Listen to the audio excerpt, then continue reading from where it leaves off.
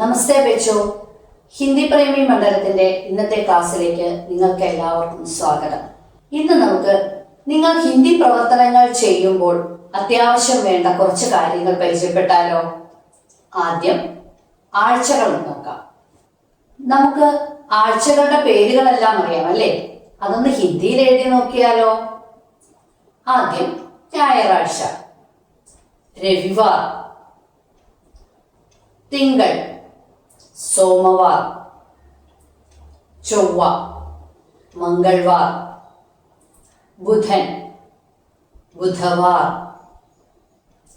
വ്യാഴം, ഗുരുവാർ, വെള്ളി, ശുക്രവാർ, ശനി, ശനിവാർ.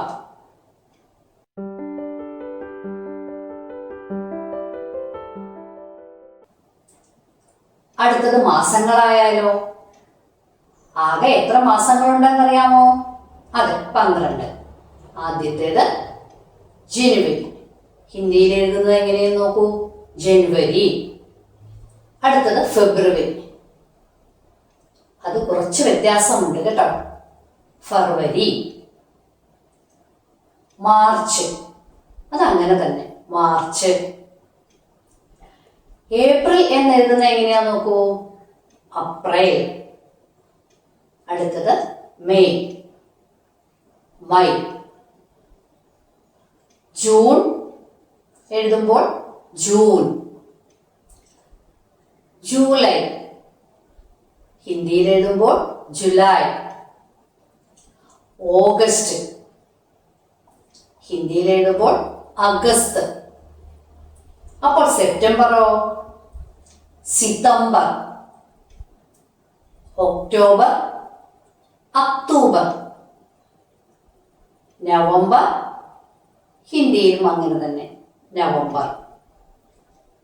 ഡിസംബർ ഹിന്ദിയിൽ എഴുതുമ്പോൾ ഡിസംബർ.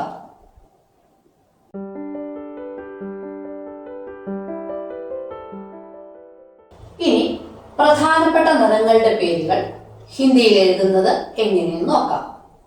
ആദ്യം വെളുപ്പ്, സഫേദ്. അടുത്തത് കറുപ്പ്, കാല.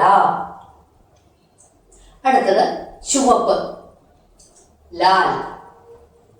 അടുത്തത് പച്ച, ഹര. മഞ്ഞയാണെങ്കിലോ പീല.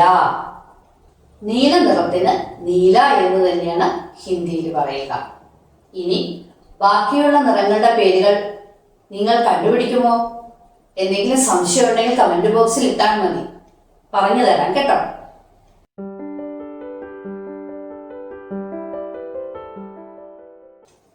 ഇനി നമുക്ക് 1 മുതൽ 10 വരെ ഹിന്ദിയിൽ എഴുതുന്നത് എങ്ങനെയെന്ന് നോക്കാം.